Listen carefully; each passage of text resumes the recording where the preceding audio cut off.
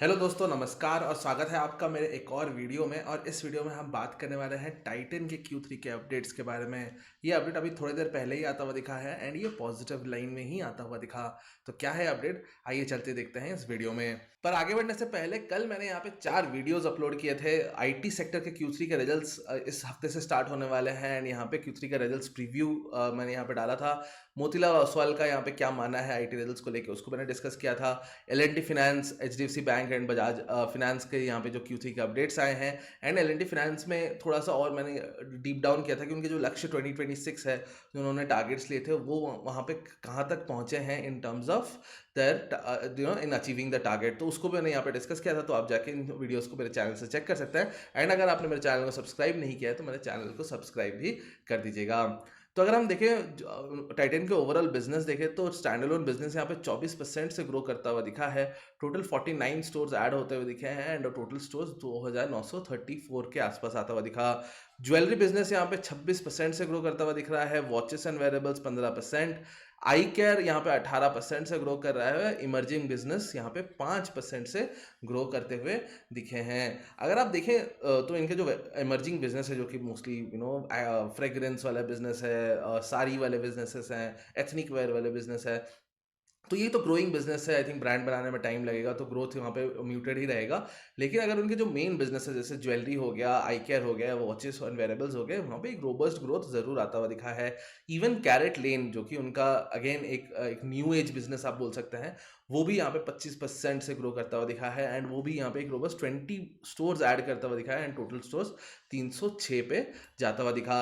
Jewellery business अगर हम देखें तो डोमेस्टिक में ये 25% ईयर एन ईयर ग्रो करता हुआ दिख रहा है due to strong festive demand, robust consumer traction Diwali के कारण and high single digit buyer growth. यानी जो बायर है या फिर नंबर ऑफ कस्टमर्स है वो हाई सिंगल डिजिट से 7 से 9% से यहाँ पे बढ़ते हुए दिखे हैं। Along with double digit ticket size growth, जो टिकट साइज है, एवरेज टिकट साइज, वो यहाँ पे डबल डिजिट में ग्रो होता हुआ दिख रहा है।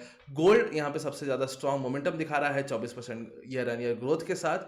एंड अगर हम देखें because of obviously increase gold prices बढ़ते हुए दिखे थे, इसके कारण यहाँ पे गोल्ड का जो बिजनेस है वहाँ पे वो बढ़ोतरी दिखी है हमने रेवेन्यू में। Festive and wedding purchases, notably gold coin sales अगर देखें तो 48% से बढ़ रहा है, जो कि बताता है इनके हिसाब से कि इन्वेस्टमेंट, गोल्ड को लोग यहाँ पे एक अच्छा इन्वेस्टमेंट एवेन्यू के हिसाब से देख रहे हैं। स्टडेड ग्रू यहाँ पे 21% year on year, recording the highest quarterly print. जो स्टडेड ज्वेलरी होता है वो भी 21% से जंप करता हुआ दिखा। तो ओवरऑल देखें तो हर इंजन से यहाँ पे फायर करता हुआ दिखा है इनका ज्वेलरी बिजनेस। और अगर हम देखें तनिष्क, यहाँ पे इंटरनेशनल बिजनेस में यहाँ पे 2 स्टोर्स ओपन करता हुआ दिख रहा है, एक यूएस में सियाटल में और एक दुबई में। एंड 24 न्यू स्टोर्स ऐड होते हुए दिख रहे हैं इंडिया में। 11 स्टोर तनिष्क के हैं एंड 13 स्टोर मिया के हैं। मिया उनका जो डायमंड वाला बिजनेस है। अगर हम वॉचेस एंड वेरेबल्स देखें तो वॉचेस में यहाँ पे अच्छा ग्रोथ है। अगर हम देखें डोमेस्टिक ओवरऑल 13% का ग्रोथ है, वॉचेस में अच्छा खासा 19% का ग्रोथ है। लेकिन अगर हम उनका वेरेबल्स वाला, जो उनका जो स्मार्ट वॉचेस वाला बिजनेस है, वहाँ पे 20% का डिक्लाइन आया है। तो उनका ये मानना है कि जो मार्केट में स्ट्रेस है वो बहुत ज़्यादा जो एंट्री लेवल प्राइसिंग या मिड लेवल प्राइसिंग वाले बिजनेसेस है वहाँ पे आता हुआ दिख रहा है। इसका मतलब ये है कि अमीर तो अपना पैसा अच्छे से खासा यहाँ पे खर्च कर रहा है, लेकिन हाँ जो मिडिल क्लास है या फिर अपर मिडिल क्लास है वो शायद यहाँ पे इतना ज़्यादा पैसा नहीं खर्चा कर रहा है। इसके लिए entry and mid segment price points में यहाँ पे उनको प्रेशर आता हुआ दिख रहा है। टोटल 23 स्टोर्स इन्होंने ऐड किए हैं, comprising of 12 stores in Titan world, 10 Helios के एंड एक फास्टैग के स्टोर ऐड करते हुए दिखे हैं। आईवेयर कैटेगरी देखें तो वो भी यहाँ पे एक अच्छा 17% का ग्रोथ दिखा रहा है, led by retail and e commerce. लेकिन अगर हम देखें ओवरऑल इन्होंने 3 अपने टाइटन आई प्लस के स्टोर इंडिया में क्लोज करते हुए दिखे हैं नेट में। इमर्जिंग बिजनेस का बात करें, मैंने पहले भी बताया फ्रेग्रेंसेस वाला बिजनेस है, इनका साड़ी वाला बिजनेस है। तो फ्रेग्रेंसेस क्लॉक्ड गुड ग्रोथ, 27% का ग्रोथ है। फैशन एक्सेसरीज वाला जो बिजनेस है वो यहाँ पे गिरता हुआ दिख रहा है 20% से। एंड तनेरा वाला जो बिजनेस है, जो साड़ी वाला बिजनेस है, वो फ्लैट ही है। एंड अगर हम देखें उन्होंने अपना फर्स्ट वुमेन बैग आउटलेट भी ओपन किया है, जो कि फिनिक्स पैलेडियम मुंबई में है। तो ये सारे इनके इमर्जिंग बिजनेसेस हैं एंड मे बी ये थोड़ा सा और टाइम लेगा, अभी बहुत छोटा है इन कंपैरिजन टू उनके jewellery and watches business. CaratLane जो कि उनका एक आप न्यू एज बिजनेस कह सकते हैं, कैरेट लेन 25% से ग्रो करता हुआ दिखा है, बहुत अच्छा स्ट्रॉन्ग डिमांड उन्होंने देखा है एंड बायर्स भी यहाँ पे 8% से ग्रो करते हुए दिखे हैं। Brand added his first international store in New Jersey US में, उन्होंने अपना पहला इंटरनेशनल स्टोर भी स्टार्ट किया है एंड टोटल 19 डोमेस्टिक स्टोर्स यहाँ पे ऐड करते हुए दिखे हैं ओवरऑल। तो यहाँ पे ओवरऑल बिजनेस अपडेट्स तो अच्छे आते हुए दिखे हैं, लेकिन अगर हम स्टॉक के बारे में बात करें तो लास्ट ईयर में यहाँ पे स्टॉक 7% से गिरता हुआ दिखा है। लास्ट 2 साल में 36% का रिटर्न है, लास्ट 3 साल में 33% का, 5 साल में देखें तो 198% एंड 10 साल में ये 825% का रिटर्न आता हुआ दिखा है।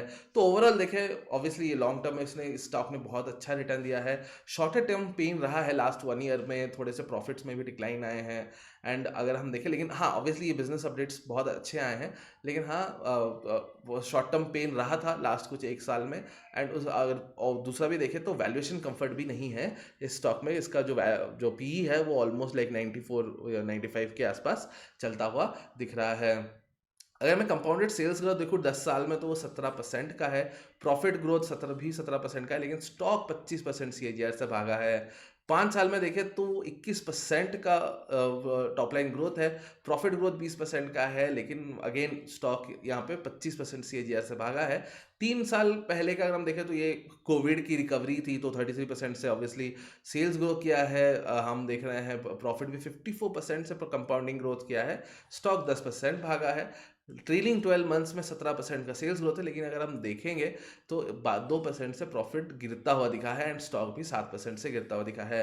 बट बिजनेस अपडेट ज़रूर अच्छे हैं, मे बी 1-2 दिन यहाँ पे हम स्टॉक प्राइस में थोड़ा सा जंप आता हुआ देख सकते हैं, लेकिन हाँ यहाँ पे प्रॉब्लम तो ये है कि जो स्टॉक है वो ऑलरेडी एक प्रीमियम में चलता हुआ दिख रहा है एंड यहाँ पे 25% का हम ग्रोथ आता हुआ देख रहे हैं। आशा करता हूँ यहाँ आपको ये वीडियो अच्छा लगा होगा। अगर आपको वीडियो अच्छा लगा तो मेरे चैनल को सब्सक्राइब कर दीजिएगा, मेरे वीडियो को भी लाइक कर दीजिएगा। हम मिलेंगे नेक्स्ट वीडियो में, तब तक के लिए थैंक यू, जय हिंद।